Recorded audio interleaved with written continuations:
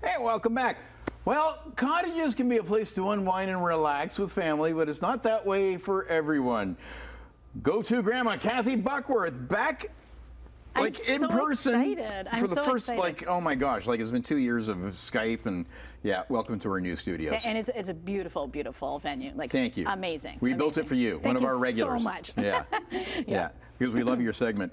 By the way, is it go-to grandma or go to grandma? Could be either. I prefer go-to grandma. I'm the go-to. I'm the go-to, Bob. Right. I'm the go-to. And I love to talk about, as you know, on my podcast, things that today's grandparents really need to know about. And that's everything from fitness to finance to technology to relationship with your kids and grandkids and all of that stuff. So that's what I share on the show, and I'm going to share a piece of that with you today. Okay, and that piece today we're talking about family and the cottage, and there's myriad problems that can crop up. Well, we've had our cottage for about 4 years, and it's wonderful, and we love it because it is a place where the kids and the grandkids can all get together. But I'll tell you what happens, and I'm not unique, I don't think, in this situation. Chaos. Chaos, but in a few ways. So I have this. Wait a second. What? That's your cottage?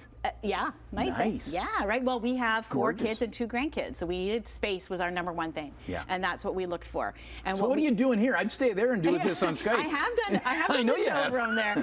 I wouldn't want to leave. So the first thing we need to talk about is what's the agenda when everyone gets to the cottage. Some people just want to sit, on the water. Some people, maybe they want to go to the closest town and hit the pub. Maybe someone wants to go on a hike, or maybe I just want to read my book. So I think you need to know what everyone's sort of up to and set a loose sort of schedule so you can make sure that you can accommodate what everyone wants to do. Because you need to know what's going to happen. You need to know when people are going to arrive, who's bringing the food. You got a plan. You need an agenda. You need a little bit of a plan, at least. So you need a loose plan so you can relax. Maybe a spreadsheet. I'm just saying.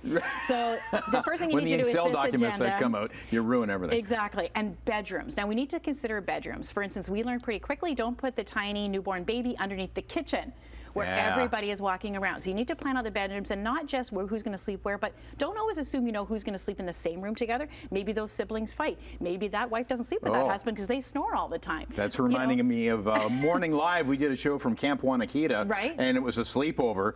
And we had staff on the show sleeping in the same we learned all kinds of things that like who snores. Who snores, and I do apparently. I think it's a lie, but my kids tell me that I do. But you need to organize those things. Don't assume. So ask people if you have guests or different family members come saying, how do you want the sleeping arrangements to work? Are you an early to bed person? Is this person going to sleep in? It's really important. We all need our sleep, especially when we're at the cottage. Yeah. And then A is agenda, B is the bedroom, C for me is cooking and cleaning. A huge part if you have a big family coming up.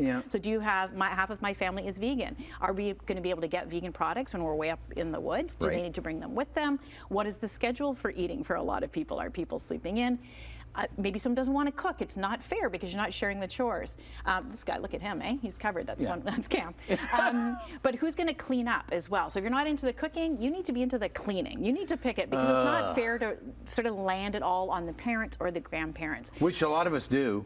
A lot of that happens, right? Yeah. Exactly. Well, because I'm lazy anyways, but then you get to a cottage and you're like, I'm on vacation, right? And you really get into that mode, and See, look, we're training them. He's cleaning up there, so Owen loves to clean, and Cam loves to clean. No, but the important point there is if everybody does a little bit, it's not so much at the end of the visit, because then at the end of the visit, often whoever owns the cottage, parents, grandparents, guess what? They're stuck with changing the sheets. They're stuck with mopping the kitchen floor. It doesn't self-clean, if you know what I mean. Right. So we need to be conscious of that if we're cottage guests this summer, even if they're family. And cleaning is particularly important with a cottage. 100%, because there's critters, right? So I was saying, the one thing you want to do is not to get critters into the house. So exactly right. So I think if everyone sort of thinks about how can I contribute to this cottage weekend, how can my kids contribute? If you're taking teenagers up, maybe they could help in the garden. Maybe they can help pull out a boat. Maybe they can. So sort of have those loose plans in place. So you don't spring it on someone who says, well, I thought I was just going to sit on the dock and have a brew, Yeah, exactly. Right? So you need to prepare them. And prepare expectations. 100%. Yes, we need to prepare expectations. I said, again, maybe I fall short of a spreadsheet, but